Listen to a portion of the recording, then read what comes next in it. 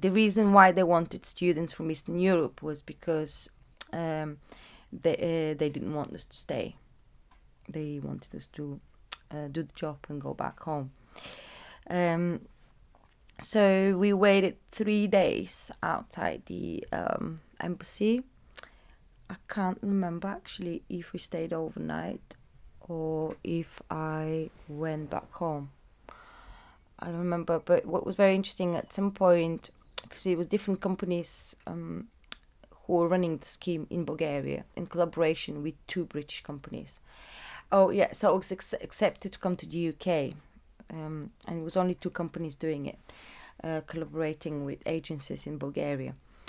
And so after like a 3-day wait, or no, after a day and a half wait, someone came out from the embassy and said, we're not going to have individual people walking in anymore because it's too long and it's taking too much time.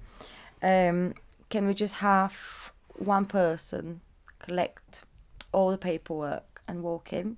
And somehow I ended up being that person who collected all the paperwork and walked into the embassy, handed it all in, waited until it was checked, left, and then the next day in the afternoon we all got our visas and they called me in. I got the passports, like a stack of passports. And I was literally handing out passports to to a lot of students. And I met this girl in the agency when we were accepted onto the program to come pick strawberries in the UK, and we basically stayed together.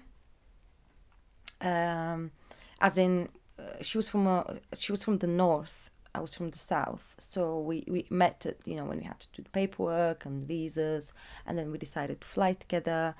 And I knew nobody in the UK, I didn't speak English, and she was the same.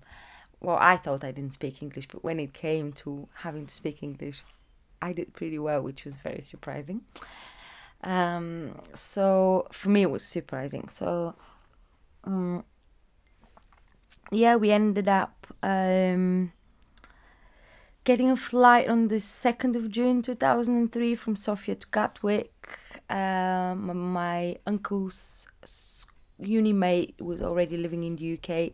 Exactly, he arrived in the same doing the same scheme. Some of us obviously stayed behind, but so we were 500 people from 11 Eastern European countries in the farm. Only, I would say, 10 stayed behind. Everybody else went back.